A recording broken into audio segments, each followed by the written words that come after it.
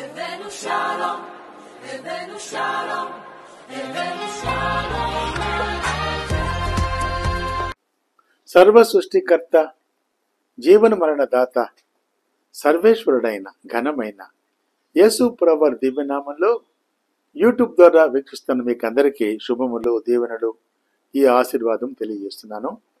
రండి, ఈ ప్రభుదినమందు ఓబజ్య రెండవ విశ్లేషణ. మొదటి వారంలో గ్రంథ విశ్లేషణ, రెండవ వారంలో ఆత్మీయ విశ్లేషణ. ఇది 12 చిన్న ప్రవక్తల్లో 4వ వాడు ఓబజ్య. క్రీస్తుకు పూర్వము 850 సంవత్సరాల క్రితము వ్రాసిన పుస్తకము. దీనిలో ఉన్న అంశం ఏంటంటే దేవుడు తన ప్రజలతో సన్నిహితంగా ఉండుట. ఇంకో మాట చెప్పాలంటే దేవుని న్యాయము, మానవుని గర్వం, ఈ రెండు కూడా దీనిలో కనపడుతూ ఉంటాయి. దీనిలో కీవర్డ్స్ ఏంటంటే 2 వచనాలు ఉన్నాయి. ఒకటి 17, ఇంకొకటి 21. నేను ముందుగా 21 చదువుతున్నాను. 21 ఐఎమ్ రీడింగ్ ఓబజ్య వర్స్ 21. మరియు ఏసావు యొక్క కొండకు తీర్పు తీర్చుటకై సియోను కొండ మీద రక్షకులు పుట్టుదురు, అప్పుడు రాజ్యము యెహోవాది యగును.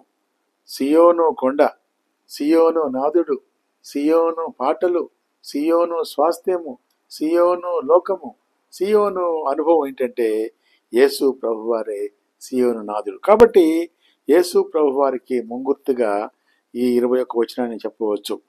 యేసు ప్రభువారు ఎక్కడున్నారంటే ఏశావు యాకోబుల మధ్య శత్రుత్వాన్ని మరి క్రొత్త నిబంధనలో కూడా చూస్తున్నాం. రోమా పత్రిక 9వ అధ్యాయము 10-11లో ఉంది.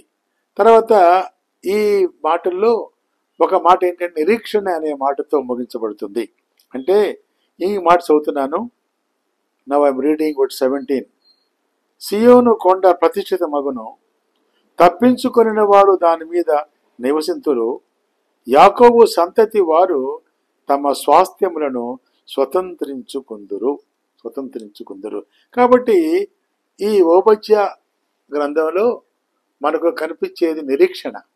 కాబట్టి అంటే యాకోబు సంతతి వారు అనేకమైన కష్టాలకు, బాధలకు, శ్రమలకు, నిందకు వారు పాల్పడినా, వారు ఓడ్చుకున్నా వాక్యానుసారముగా తమ స్వాస్థ్యములను స్వతంత్రించుకుంటారు, జయముందుతారనే మాట నిరీక్షణ. ఎందుకంటే ఈ నిరీక్షణ దేవుని యందే అని ముగించబడుతుంది. ఈ పాఠ్య భాగంలో నిరీక్షణ అనే పదం బైబిల్లో 69 సార్లు పైగా వచ్చింది. మొదటిసారి ఎజ్రా 10 అధ్యాయం 2వ వచనంలో, 69సారి మొదటి యోహాను 3:3లో ఉంది. సరే, ఇక్కడ 12-14 వచనాల్లో ఎదోమీయులు ఇజ్రాయిలులకు చేసిన తప్పులు, వారి తప్పులు కూడా 7 తప్పులు, అంటే 12-14 వరకు ఉన్నాయి. అవన్నీ చేసిన తర్వాత చివరికి ఏంటంటే అంటున్నాడు, సియోను కొండ మీద రక్షకులు పుడతారు. ఎదోమీయులు ఇజ్రాయిలులను ఆటంకపరిచినా కూడా అంటున్నాడు, అప్పుడు రాజ్యము యెహోవాది యగును. కాబట్టి ఇది యేసు ప్రభు వారి గుర్తుగా ఉంది. ఆ తర్వాత యేసు ప్రభు వారి కృప ఏంటంటే ఈ మాటలో మనం చదువుకుంటామంటే దీని ఏంటంటే నాశనానికి వెళ్ళవలసిన వారు, నాశన పాత్రులుగా ఉన్నవారు, వారు కూడా అంటే ఏంటంటే దేవుని ప్రణాళికలో నాశనము అవ్వవలసిన వారు కూడా ఇక్కడ చక్కగా ఉంది. ఏంటంటే ఏదోము వినాశనము, యాకోబు పట్ల వారు చేసిన ద్రోహము, దేవుని మన కన్నీటి తుడిచినప్పుడు దుఃఖము సంతోషంగా మార్చబడుతుంది. ఎన్నికైన ప్రజల విమోచన రానున్న రాజ్యంలో ఏదోము కూడా ఉంటుంది అని పాత నిబంధనలో చదివి ఉన్నాం. చివరిగా అంటాడు, సియోను కొండ ప్రతిష్టమవుతుంది, సియోను కొండ మీద రక్షకులు పుడతారు. కాబట్టి ఇక్కడ ఇజ్రాయేలీల పక్షంగా, యాకోబు వంశస్థుల పక్షంగా ఎదోమీయులు సహకరించకపోయినా కూడా దేవుడే వారి పక్షంగా ఉన్నట్టుగా చూస్తున్నాము. సరే, ఈ చిన్న పుస్తకము 21 అధ్యాయాలు ఉన్న పుస్తకంలో యేసు ప్రభు వారు ఎక్కడున్నారు చూసాము, ఆయన కృపను చూసాము. అయితే ప్రస్తుత కాలానికి అంటే దాదాపుగా క్రీస్తుకు పూర్వము 853 సంవత్సరాలు, అంటే దాదాపుగా 3200 సంవత్సరాల క్రితం చెప్పిన మాటలు ఈ రోజుకి ఎలా అన్వయించుకోవాలంటే, ఒకటేంటంటే వారసత్వమును వ్యర్థపరచకూడదు. ఈ మాట జ్ఞాపకం చేసుకుంటాం. వారసత్వం ఏశావుకున్న వారసత్వాన్ని మరి ఎదోమీలో వ్యర్థపరుచుకున్నారు. ఈరోజు ఈ మాట వింటున్న నీవు, దేవుడు నిన్ను రక్షించి, దేవుడు నిన్ను కుమార్తెనిగా మార్చిన తర్వాత, దేవుని కృపావర్షము నీపై కుమ్మరించబడిన తర్వాత రక్షించబడిన వాడిగా మరలా లోకంలో కలిసిపోతున్నావేమో. ఒక ప్రశ్న, ఒక హెచ్చరిక, ఒక పాఠము, గుణపాఠం ఏంటంటే వారసత్వమును వ్యర్థపరచకూడదు. ఈరోజు పాట వింటున్న నీవు, నేను, మనమందరం కూడా దేవుని కుమారులము. వారసత్వపు హక్కు మనకున్నది.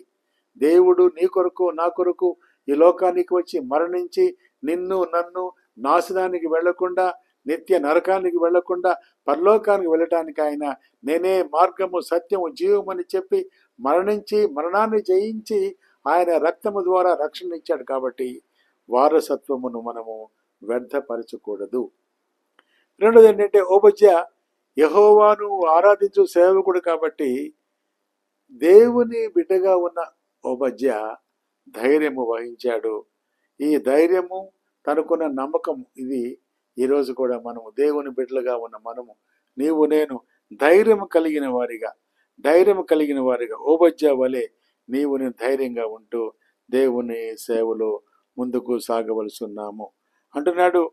ఒక మాట అంటే, ఒకవేళ దేవుని సంఘానికి, దేవుని ప్రజలకు, దేవుని రాజ్యానికి, దేవునికి వ్యతిరేకంగా నువ్వు జీవిస్తే, ఒక మాట అంటున్నాడు ఓబజ్యా 10వ వచనం అంటాడు, నీ సహోదరులైన యాకోబు సంతతికి నీవు చేసిన బలాత్కారమును బట్టి నీవు అవమానము నొందుదువు, ఇక ఎన్నటికి నీ లేకుండా నీవు నిర్మూలమగుదువు. కాబట్టి ఈ మాట హెచ్చరికగా, ఒకవేళ యేసు ప్రభు అంటే ఎగతాళిగా ఉన్నావా, హేళన చేస్తున్నావా, యేసు ప్రభు నామాన్ని అవమానకరంగా మాట్లాడుతున్నావా, ఈ రోజులు ఎక్కడ చూసినా కూడా ఎవరు పడితే వాళ్ళ ఇష్టానుసారంగా దేవుడు సృష్టికర్త పరిశుద్ధుడని లేకుండా. కాబట్టి ఒకవేళ అలాంటి కోవలో ఉన్నవారికి ఓబజ్యా హెచ్చరిక పుస్తకంగా ఉన్నాడు. కాబట్టి నీ రక్షణను కాపాడు, నీ జీవితం పరిశుద్ధంగా ఉంచుకో, ఆ మహాదేవుని కుమార్తెగా జీవించు. ఓబజ్యా వలె ధైర్యంగా ఉండు, వారసత్వాన్ని వ్యర్థపరుచుకోవద్దు, దేవుని కుమార్తెలుగా జీవించు. అలాంటి మహాకృప ఆ దేవదేవుడు మనకు దయచేయును గాక. ప్రార్థన చేసుకుంటాం. మహాకృపగల తండ్రి, మా ప్రేమ గల నాయన ప్రభువా, మా దేవ, వారసత్వం మీరు మాకు ఇచ్చారు ప్రభువా, రక్షించారు, మీ కుమారులుగా స్వీకరించారు, పరిశుద్ధులుగా మార్చారు, పరలోకానికి తీసుకునే జాబితాలో ఉంచారు ప్రభువా. తండ్రి, మా పితరులు తండ్రి నైనా ఏశావు సంతానము ప్రభువా, నైనా దేవుని బిడలే అయినప్పుడు కూడా వారు తండ్రి ఇజ్రాయేలును వ్యతిరేకంగా జీవించారు తండ్రి. మరి ప్రభువా, మేము పాఠాలుగా నేర్చుకుని ప్రభువా, నీ సంఘానికి, నీ వాక్యానికి, నీ రాజ్యానికి వ్యతిరేకులుగా జీవించకుండా తండ్రి నీ రాజ్య విస్తరణలో ముందు వరుసలో ఉండేవారుగా సహాయం చేయ ప్రభువా. తండ్రి నాయన, ఈ యొక్క 21 వచనాల్లో ప్రభు అమూల్యమైన మాటలు మీరు చెప్పారు ప్రభువా. రక్షకులు పుడతారన్నావు ప్రభువా. సియోను కొండ, సియోను పాటలు, సియోను నాదము, సియోను ఆనందము, ఇవన్నీ కూడా సియోను నాదుడైన యేసు ప్రభు నమ్ముకుంటే పరలోక దర్శనం ఇస్తారు ప్రభువా. ఈ మనవ సత్యాన్ని వింటున్న వారు నడిచేవిని పెట్టకుండా మీ కుమార్తెగా మార్చుమని, ఆ సియోను మహాదీవెనలు మాకు దయచేయమని, ఏ కుటుంబంలో, ఏ గృహంలో ఈ మాటలు వినబడుతున్నాయో వారిని దీవించి స్వస్థపరిచి నీ కుమార్తెలుగా మార్చుకోమని వందనాలు తెలియజేస్తూ యేసయ్య నామములో ప్రార్థించి అడిగి వేడుకొంచున్నాం తండ్రి. ఆమెన్. తండ్రి, కుమార పరిశుద్ధాత్మ దేవుని సన్నిధి, సహాయము, సహవాసము, సమాధానము, సంతోషము, సంతృప్తి మనకు, మన బిడ్డలకు, ప్రభు బిడ్డలకు మన జీవితకాల పర్యంతము తోడైండును గాక. Amen. Shalom and blessings to you all. దేవుడు మనల్ని దీవించును గాక. God bless you all.